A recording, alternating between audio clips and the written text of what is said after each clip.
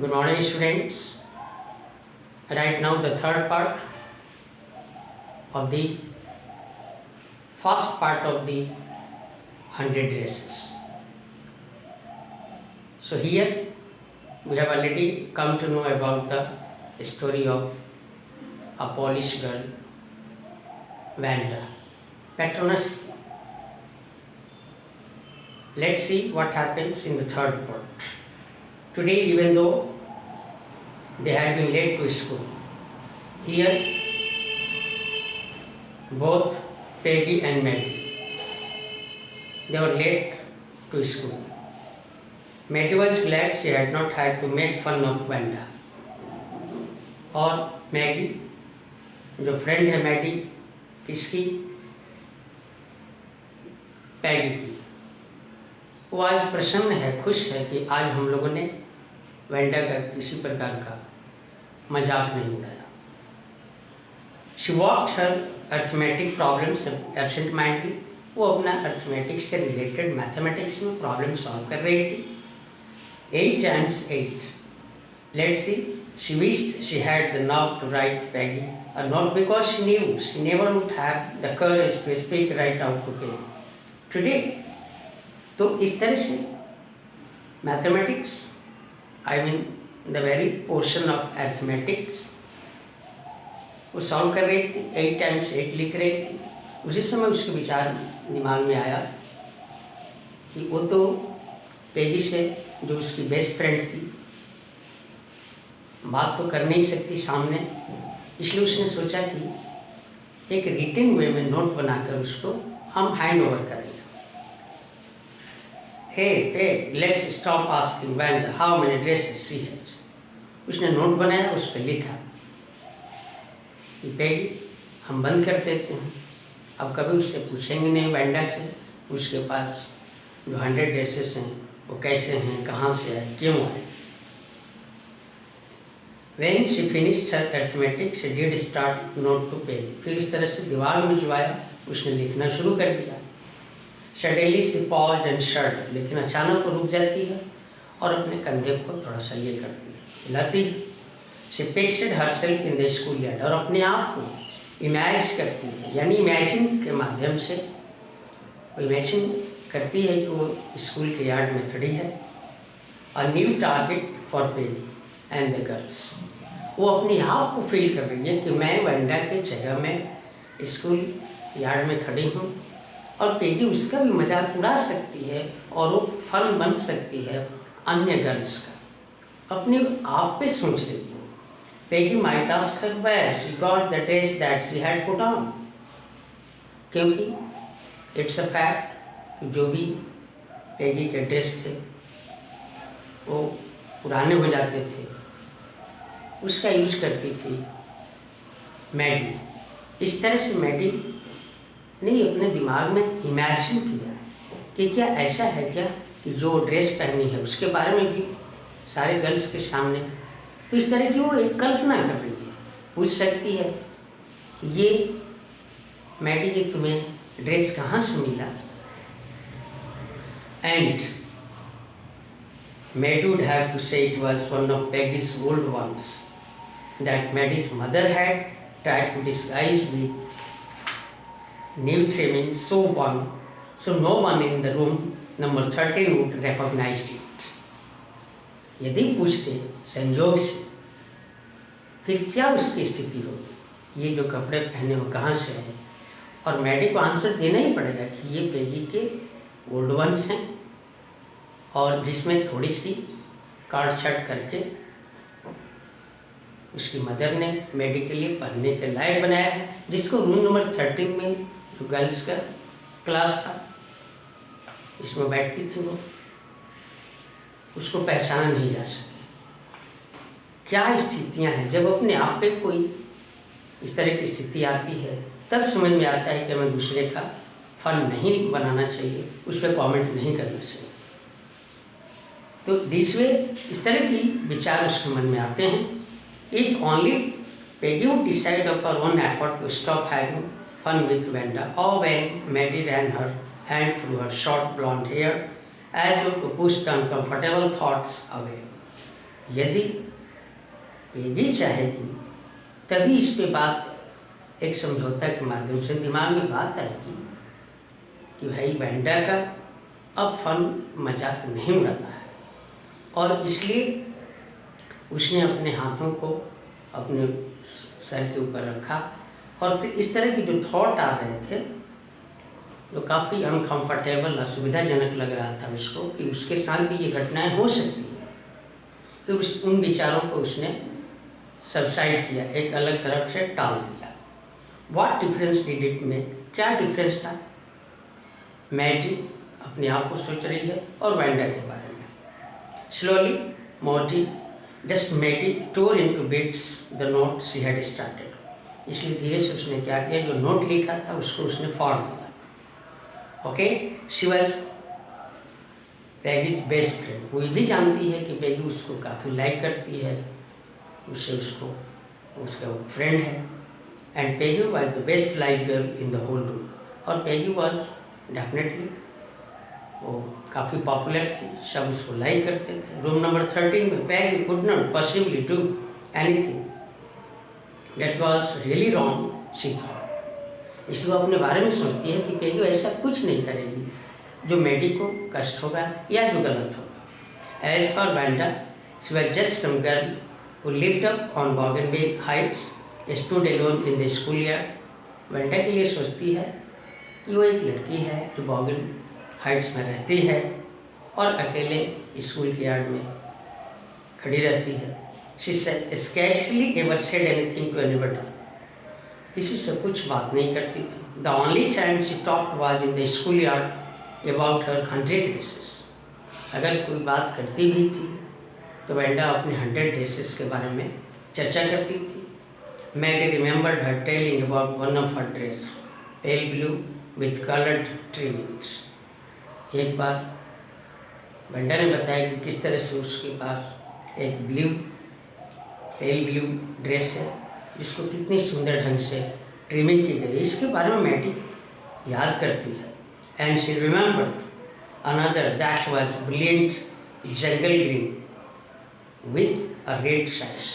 फिर उसने देखा कि एक ऐसे ड्रेस के बारे में उसने बताया था जिस पे प्लांटेशन दिखाई गई है। Really it was marvellous, remarkable, you look like a Christmas tree in that, the girls had said in pretended admiration.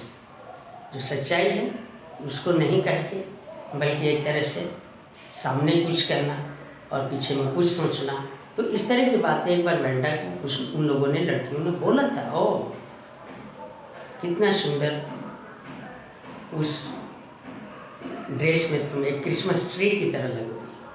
Thinking about Wanda and her 100 dresses all lined up in the closet, हमेशा कहती थी कि हमारे पास जो भी 100 dresses हैं उसको हमारे क्लोजेट में बड़े सुंदर ढंग से सजा के रखा गया। Maddie began to wonder who was going to win the drawing and colouring contest. उसी समय स्कूल में एक कलरिंग कॉन्टेस्ट था for girls. This contest consisted of designing dresses, और ये ड्रेस को डिजाइन करने के लिए कॉन्टेस्ट था कि कैसे किस तरह से आप ड्रेस को कितनी सुंदर आप डिजाइन कर सकते हैं। ये गर्ल्स के लिए था। And for boys of designing motor boats, और बच्चों के लिए, बॉयज़ के लिए मोटर बोट्स को डिजाइन करने की बात थी। Probably Peggy would win the girls medal. They all were sure that from girls side Peggy will be the winner. They were so confident about her. Okay, Peggy drew better than anyone else in the room. सब जानते थे कि सबसे सुंदर dress Peggy ही बनाएगी, draw करेगी, और at least that was everybody thought, यही बात सब लोगों ने सोचा। She could copy a picture in a magazine और some film stars head so that you could almost tell who it was. अक्सर वो डिज़ाइन किया करती थी किसी मैगजीन के पिक्चर को या किसी फिल्म स्टार्स के हेड को बड़े सुंदर ढंग से वो डेकोरेट करती थी, उसको बनाती थी, डिज़ाइन करती थी। सब जानते थे कि ये कोई नहीं एक्सेप्ट मैगी, वही इसको कर सकती है। और Maggi was sure Peggy would win. Maggi एकदम श्योर थी कि मैगी एकदम इस बात को जानती थी कि मैगी इस कॉन्टेस्ट को जीतेगी। Well tomorrow the teacher was going to announce the winner's name and then they would come to know. और कल इसका अनाउंसमेंट होने वाला था इस कॉन्टेस्ट का कि कौन इसका विनर है। The next day it was drizzling. Next day क्या था, थोड़ी बहुत हल्की बारिश हो रही थी। Maggie and Peggy hurried to school under Peggy's umbrella. Naturally, on a day like this, they did not wait for Wanda Petronowski on the corner of Oliver Street. उस दिन पैगी और मैगी पैगी के अम्ब्रेला लेकर के दोनों स्कूल पहुंच गए और कोई इसमें कोई भी डिले नहीं करना चाहता था, क्योंकि आज कॉन्टेस्ट का विनर का अनाउंसमेंट था। The street that far far away under the railroad tracks and set up the hills led to Boggins Heights, जहाँ पे वेंडा रहती थी। इस तरह से रेल रोड से वो नीचे से होते हुए हिल की तरफ जाता था, जहाँ पे ऊपर साइड में हिल पे बॉगिंग्स हाइट था, जहाँ पे वेंडा रहती थी। Anyway, they were not stacking chances on being led today because today was important. इसलिए आज लोग उसके बारे में, वेंडा के बारे में न सोच करके अपने विषय में सोच रहे थे कि कैसे इसको क्या अनाउंसमेंट होगा, कौन विनर होगा। So they were so excited. Do you think Miss Mason will announce the winners today? asked Peggy. Peggy ने बोला कि क्या आज विनर्स के नेम मिस मैसन अनाउंस करेंगे? Oh, I hope so. The minute we get in, said Maggie, of course you will win Peg. फिर दोनों enter करते हैं। उसी समय मैगी ने बोला पैगी को कि तुम निश्चित रूप से आज भी जीतोगे। Hope so, said Peggy eagerly. वो भी वैसा ही आशा करती थी। The minute they entered the classroom, they stopped short and gas.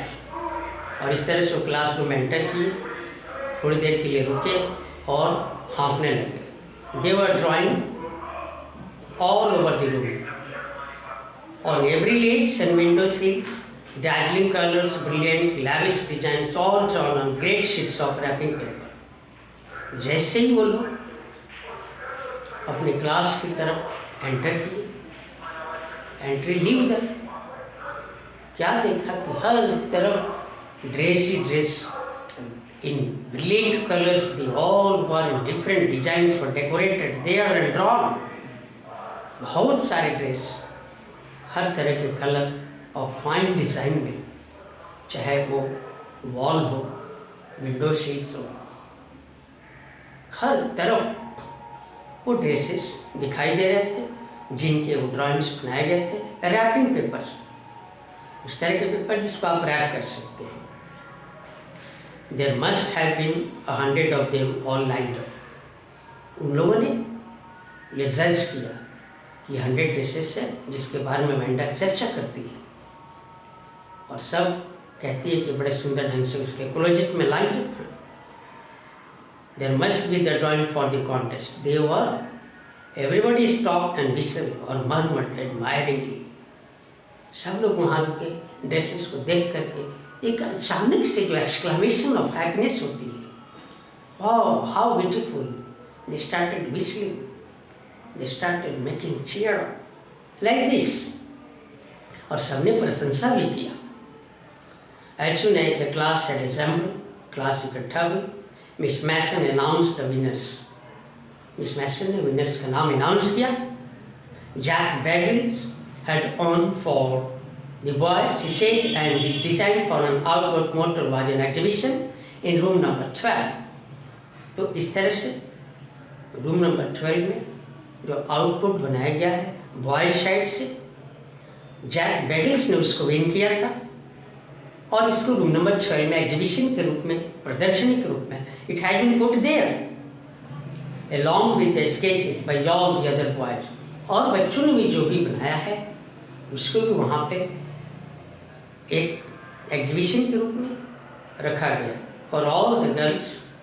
She said although just 1 or 2 sketches were submitted by most, सब ने अपने अपने ड्राइंग्स एक से दो अधिक 1 या 2 sketches were put there, were drawn for the competition, and there was one girl in room number 13 should be proud of her. This one girl actually drew 100 designs.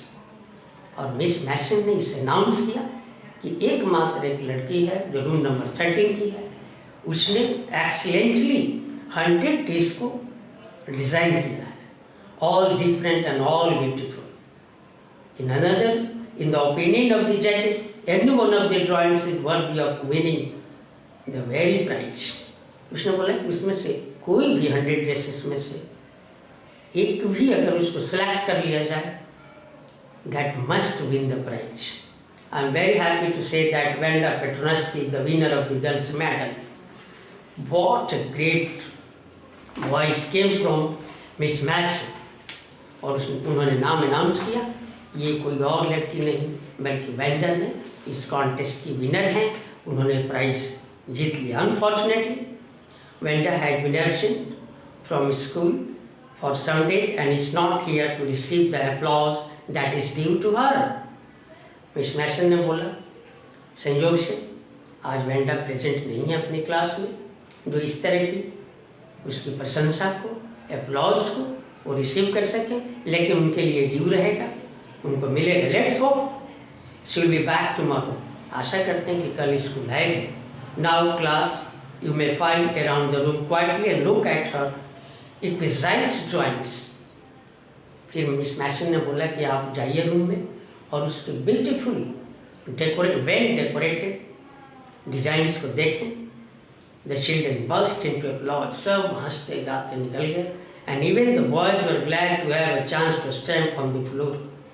उनको भी चांस मिला रूम नंबर 13 में जाने के लिए।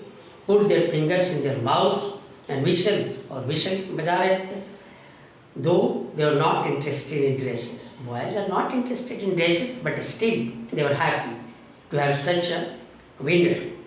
Look back, whispered Maddie. That is that blue one she told us about. Isn't it beautiful? फिर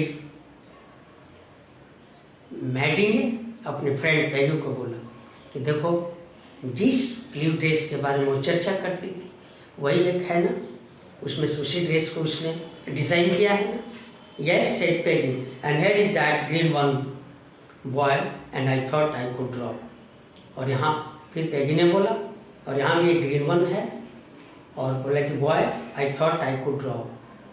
लड़के मैं चाहती हूँ कि इस तरह की बात, इस तरह की भी green one she could design. So इस तरह से जिसका मजाक उड़ाया गया उसने अपनी बातों से नहीं, अपने एक्शन से, अपने कमिटमेंट से, अपने टैलेंट से सबको एक ही झटके में उस कॉन्टेस्ट में सबके आंसर दे दिए उस बच्ची ने। और इस तरह से इट हैज बीन स्टेटेड, इसलिए ऐसा कहा गया है कि don't make fun of others means give the world the best you have, the best will come back to. अर्थात जो भी अच्छाइयाँ हैं, जो भी आप में अच्छे गुण हैं, वो पूरे दुनिया को समर्पित कीजिए, वही अच्छाइयाँ आपके पास लौट कर आएगी। इस तरह से आपका फर्स्ट पार्ट 100 ड्रेसेस का एंड हुआ। I think you will get understood betterly. Okay, thank you.